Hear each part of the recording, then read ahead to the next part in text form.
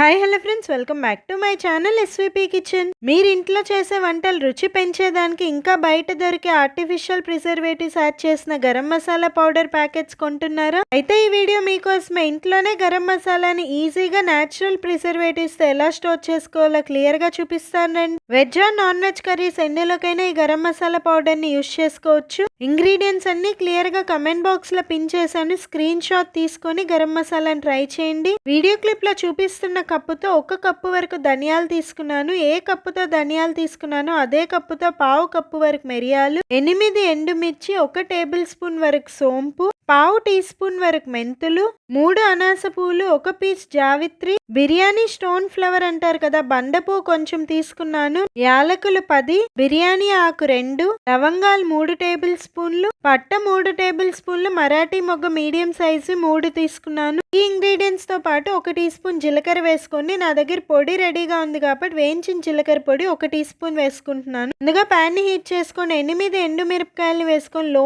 Flame లోనే 2 నిమిషాలు fry చేసుకోండి. ఇదే ప్యాన్ లో ధనియాలు మిరియాలు వేసుకొని లో ఫ్లేమ్ లో 5 మినిట్స్ పాటు ధనియాలు మిరియాలు ఎక్కడ మాడకుండా మధ్య మధ్యలో కలుపుతూ బాగా ఫ్రై చేసుకోండి. ధనియాలు మిరియాలు కూడా బాగా ఫ్రై అయ్యాక రిమైనింగ్ స్పైసెస్ అన్ని వేసేసుకొని మరో 5 నిమిషాల పాటు లో ఫ్లేమ్ లోనే మధ్య మధ్యలో కలుపుతూ స్పైసెస్ అన్ని ఈవెన్ గా ఫ్రై చేసుకోండి. మీ దగ్గర బడి ఇలాచీ ఉంటే అవి కూడా 2 వేసుకోండి. నేను నా దగ్గర ఉన్న ఇంగ్రీడియంట్స్ తో గరం మసాలా పౌడర్ ఎలా చేయాలో చూపిస్తున్నాను. స్పైసెస్ అన్ని బాగా ఫ్రై అయ్యాక పూర్తిగా చల్లారినాకనే మిక్సర్ జార్ లోకి తీసుకోండి. వేయించిన జీలకర్ర పొడి 1 టీ స్పూన్ వరకు వేసుకొని న్యాచురల్ ప్రిజర్వేటివ్స్ గా పావు టీ స్పూన్ ఉప్పు, పావు టీ స్పూన్ పసుపు వేసుకొని ఇక్కడ ధనియాలు గాని ఎండుమిరపకాయలు గాని పలుగ్గా లేకుండా ఎంత వీలైతే అంత స్మూత్ గా ఫైన్ పౌడర్ లాగా గ్రైండ్ చేసేసుకోండి. ఈ పౌడర్ ని ఒక ప్లేట్ లో వేసుకొని పౌడర్ పూర్తిగా చల్లారినాక ఒక ఎయిర్ టైట్ బాక్స్ లో స్టోర్ చేసుకోండి. మీరు బయటే స్టోర్ చేసుకోవచ్చు, ఫ్రిడ్జ్ లో పెట్టాల్సిన అవసరం లేదు. మరీ ఎక్కువ ఇంగ్రీడియంట్స్ వేసేసి బల్క్ లో గరం మసాలాని స్టోర్ చేయకండి.